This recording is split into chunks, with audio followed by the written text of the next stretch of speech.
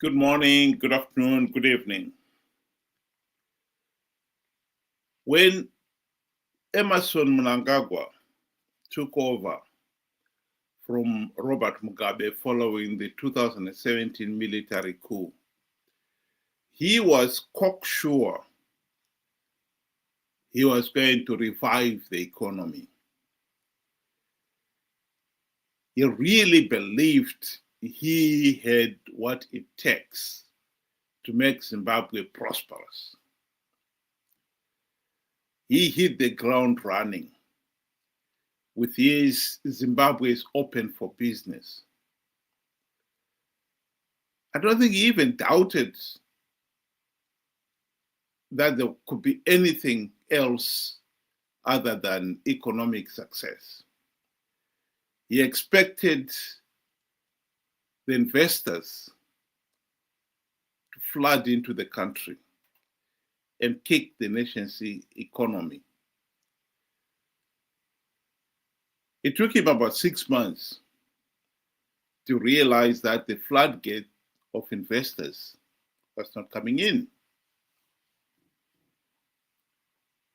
And then another 6 months for him to come up with his own idea, Zimbabwe nevayo. And he has pushed that idea so hard that the nation is being bombarded by all these reports of projects being commissioned, you name it. The reality is Zimbabwe's economy is actually in a mess.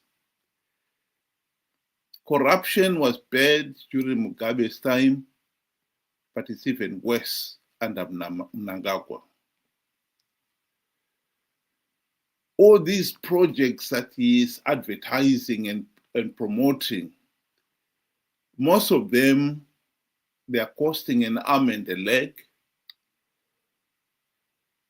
and others are more wishful thinking than reality. Here is a video clip that has been going the rounds in Zimbabwe's social media, where they are talking about how Zimbabwe's Vision 2030 is but a mirage. My argument and dismiss this fake or rigged GDP of $52 billion, which I synonymize to putting $1 million in your Excel sheet and say I'm a millionaire. You pump your chest, but you're very poor like a church mouse. So where we sit here is that in 2018, when the Minister of Finance assumed office as our Minister of Finance, poverty levels in terms of people who are in extreme poverty, it was 29% of the population in extreme poverty. Today, it's 49%. So you see now the challenge. If his economy was working, how do you relate a poverty level of people in extreme poverty hitting 49% up from 29% if the economy was functioning, because they're supposed to be absorbing people who are in poverty and have a better life. Now, let's look at jobs, people in the informal sector. I want to stop there just for purpose of continuity. In 2019, about 76% of the population were employed in the informal sector. And in his National Development Strategy 1, the Minister of Finance set 70% by 2025 as the people who should be employed in the informal sector, which means he would have moved up 6% from the informal sector to formal sector through economic transformation, which means 30% of the population will be working in the formal sector. Now, where we sit, according to Zimstad's report, 87.7% of the population are working in the informal sector.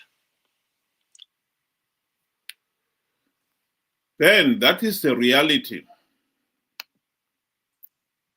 Good day to you and good day to our viewers. Thank you for joining us. Last week, I was left in a state of disgust and shock. There was the pre-budget parliamentary discussions that were happening, and you know, Mr. Mtulingue says we have already achieved Vision 2030. Eh, That was it. We have been waiting for this Vision 2030 to see whether where the foundation is, where we are building to, and he's already saying we have already achieved this. This is the best that it will be. This is as good as it will get. Basically, that was what he was saying, and I'm like, with the figures that we are hearing, with everything that is going on, for example, the Zimbabwe government just owes, local, institutions such as, Beam for the children without the ability to go to school, uh, uh, Zimseg, you know, the list is endless. They owe to a tune of over 1.6 billion US dollars. And this is not, you know, RTGS. We owe locally 1.6 billion. And then Mr. Mtulingue says we have a surplus of 600 million, up from the 300 million that we had to back our dollar or our RTGS. And then, any fool can say, Hold on, how can you say you have a surplus while you are just not servicing debt, local debt? I'm not talking about international, debt where we know it's over 2 billion as well. You the reason why you have anything in your pocket is because you are not paying what's owed to people. And now, to me, this explains what this gentleman is saying. You know, he sees what he wants to see, and yet everybody else cannot. It's a mirage. And I think that is the perfect word to put this whole Vision 2030 business.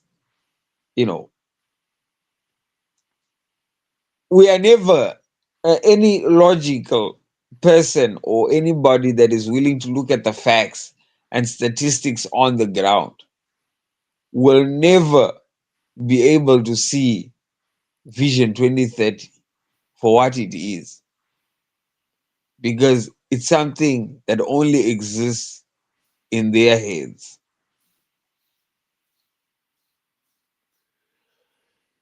Well, to just explain to those people who may not be aware of what this Vision 2030 is supposed to be. Vision 2030 is Zanu PF saying that Zimbabwe's GDP per capita would be that of an upper middle income nation by 2030. At the present moment, Zimbabwe's GDP per capita is 2,000 US dollars compared to that of, say, South Africa, which is 6,000 US dollars per capita. Botswana is even better.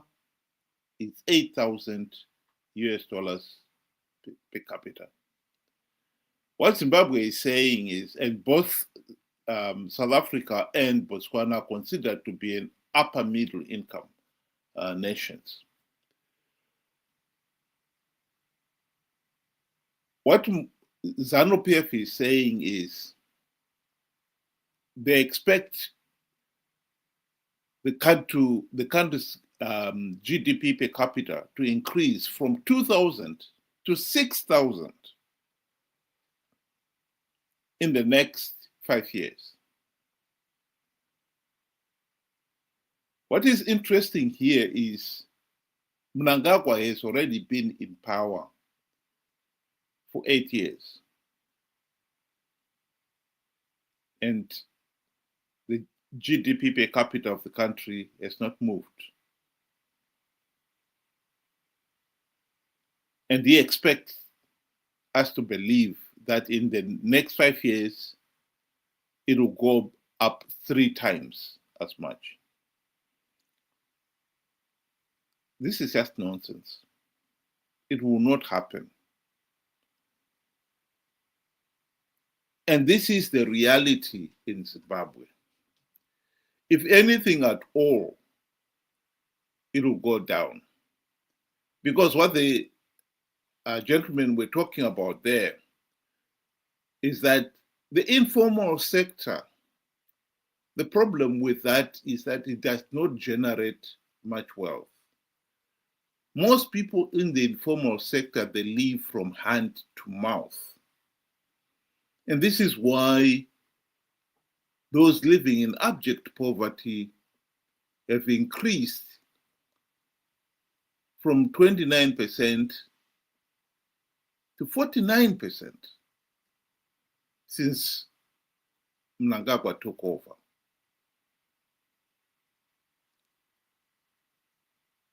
And that movement means the GDP per capita is falling, not increasing. And so this mirage of 2030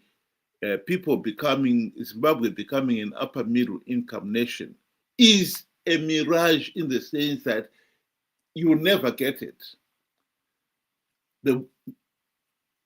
As you move closer to it, it seems to be moving further and further away because it's not there. It's imaginary. This is the problem we have in Zimbabwe.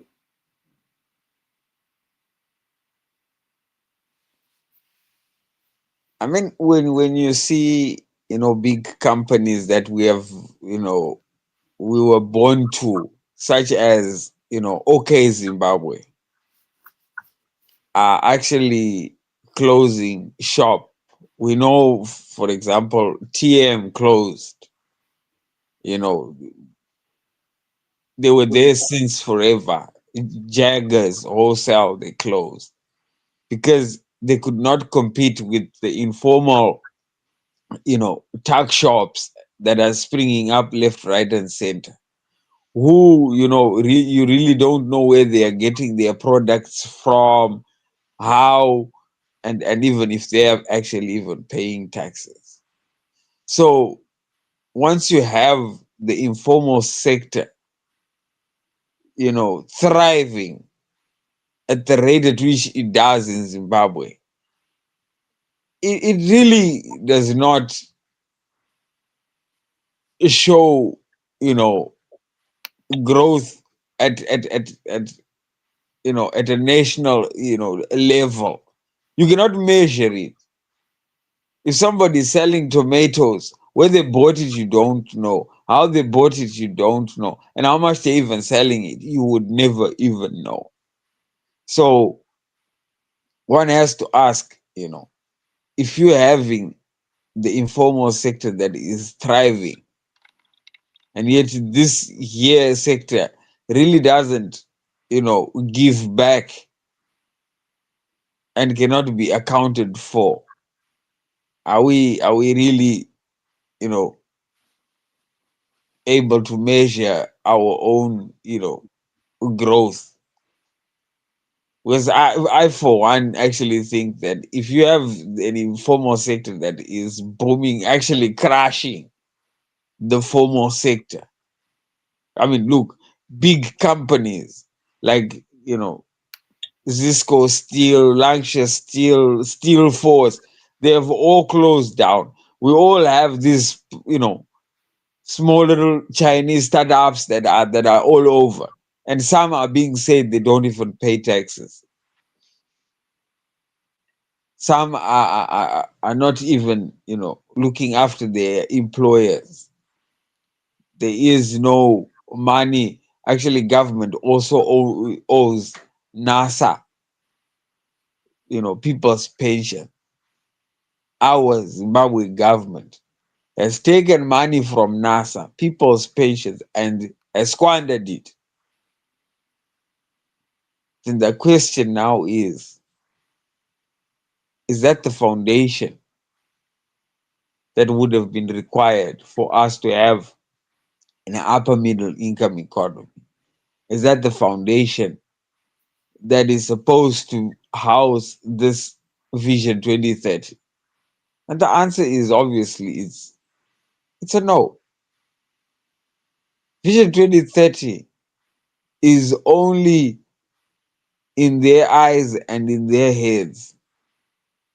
And they want to sell us or to hammer this, you know, uh, belief into our heads. Yet they themselves really know they don't have a foundation built for any of this, Vision 2030 to even grow or progress. It's all nonsense.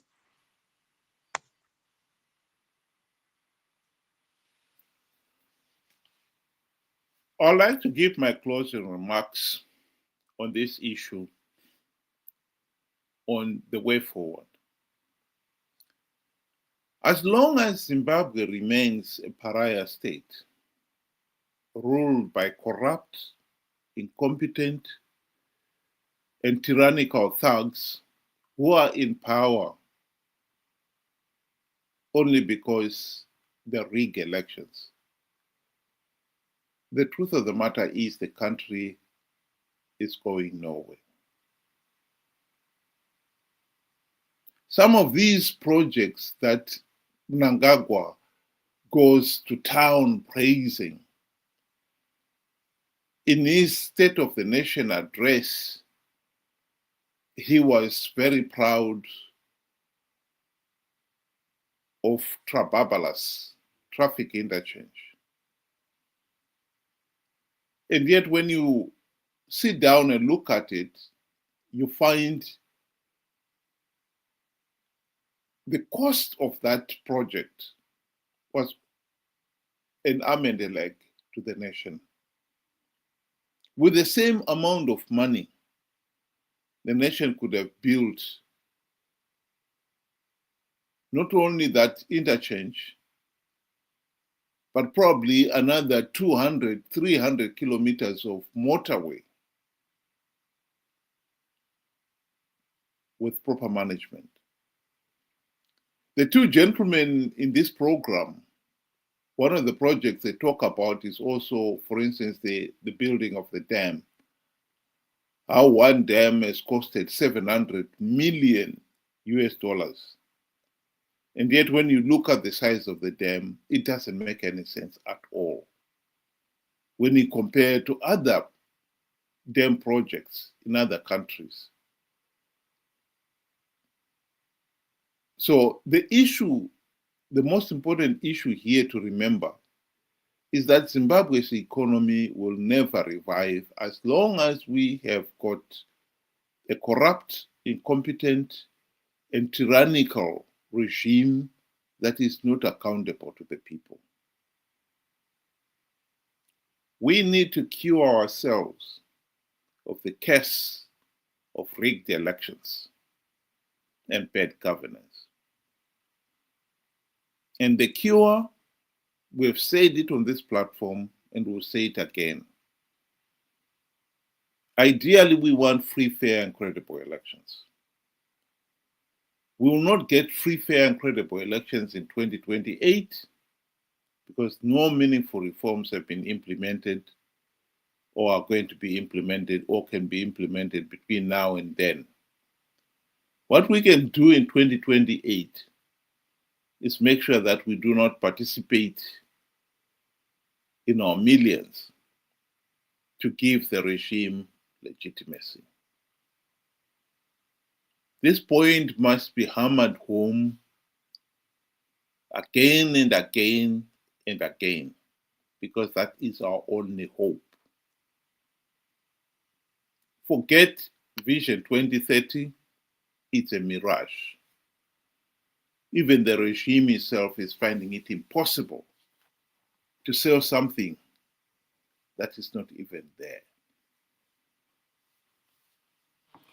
Ben, do you want to give your closing remarks?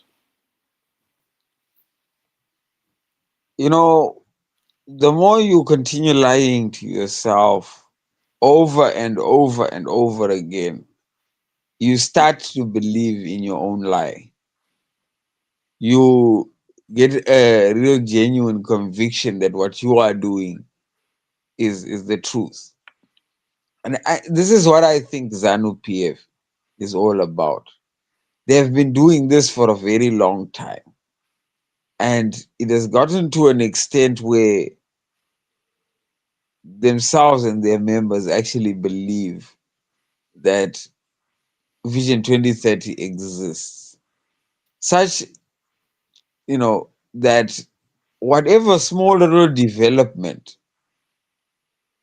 that happens, it's Vision 2030. It's progress. No matter how foolish it is, no matter how absurd it is, like you're mentioning $200 million, you know, dam, and then you find that dam could be the size of, a small little pond compared to what it could have actually built. The same thing with the Trababulas. You could have done so many things. I mean, we have seen the Bulawayo Victoria Falls Road, and that could have gone there and addressed, because look, this is tourism. That's one of the wonders of the world, and people travel to go there.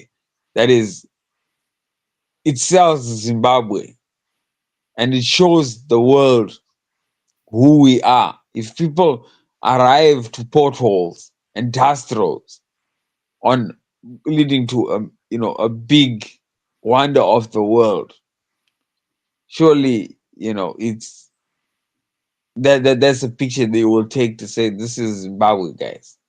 And the only reason why they're fixing that road now is because there were white families that were taking themselves pictures in these big potholes the size of big ditches. So we have a problem that we have a Zanu PF that I think has lost its marbles. They really believe or want to believe that whatever they're doing is big, yet they are just a group of underachievers who will make noise for building a mud bakery.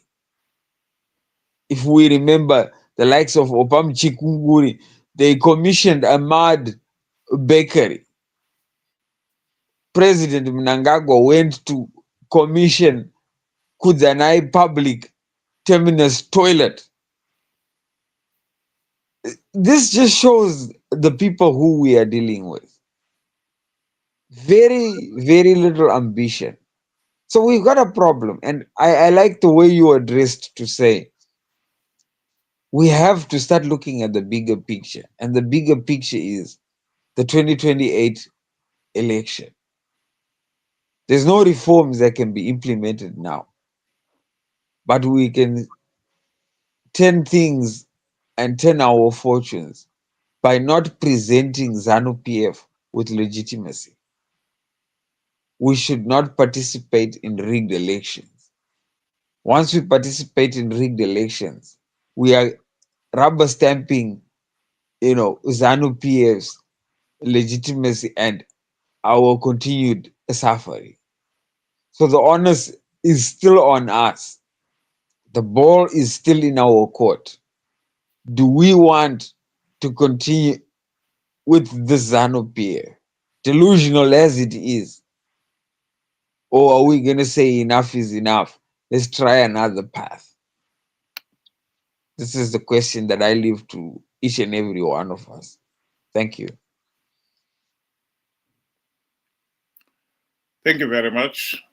Just a quick reminder to everybody that we will have the